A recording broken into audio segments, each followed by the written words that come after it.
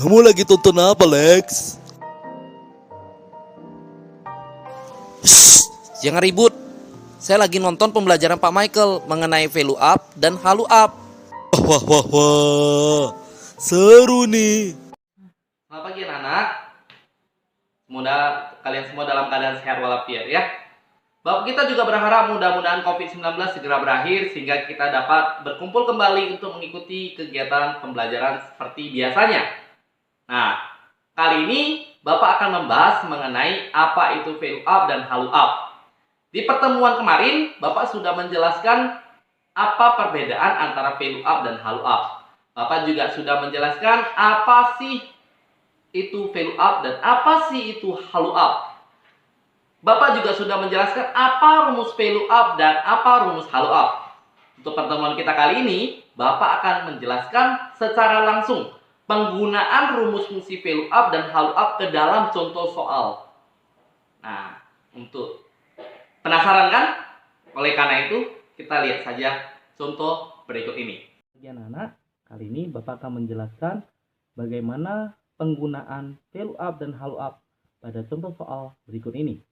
Tak lupa Bapak ingatkan kembali, pertemuan kemarin kita sudah membahas mengenai value up dan halu up. Kita juga sudah membahas mengenai apa perbedaan antara value up dan halu up. Dan tidak lupa kita juga sudah membahas mengenai rumus fungsi value up dan halu up. Kali ini Bapak mengulang kembali, rumus fungsi value up itu adalah sama dengan value up, buka kurung, nilai kunci, koma, data tabel pembantu atau biasa disebut dengan data tabel anak, koma, kolom yang akan ditampilkan.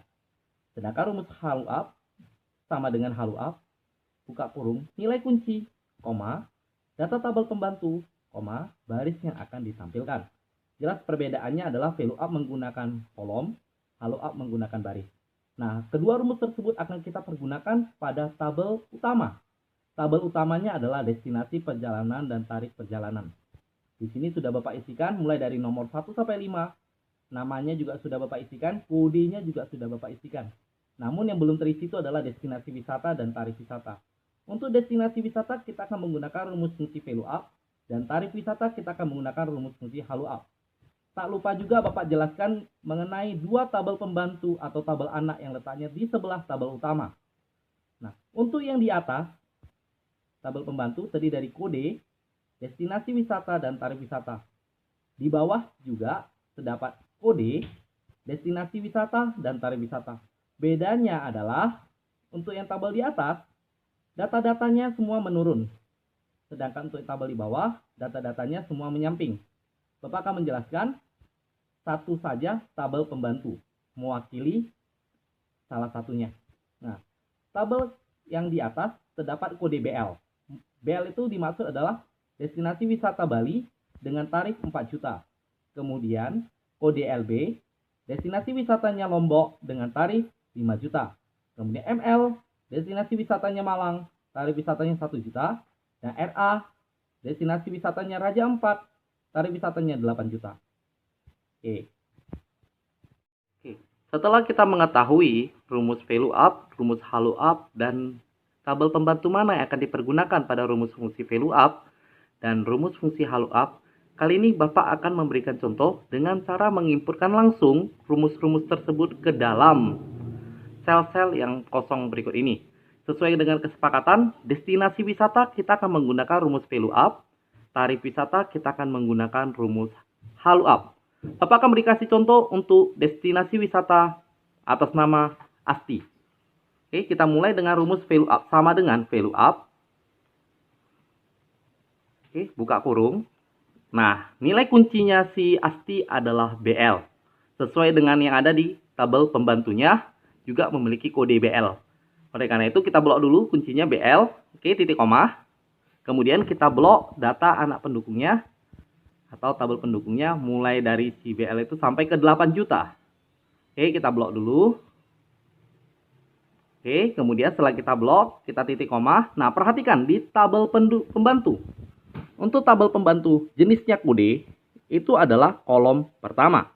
Untuk destinasi wisata, itu adalah kolom kedua. Untuk tarif wisata, itu adalah kolom ketiga.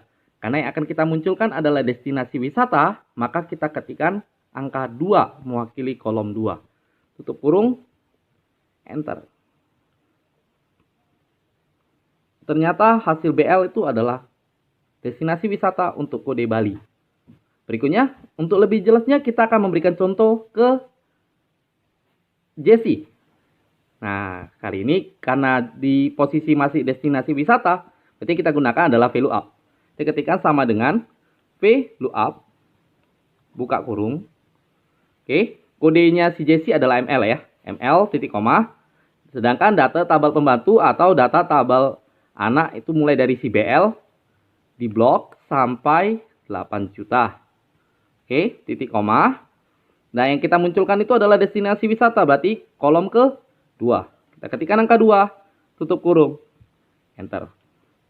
Bapak harap dengan 2 contoh yang tadi, anak-anak sudah ngerti bagaimana cara menggunakan rumus fungsi value up.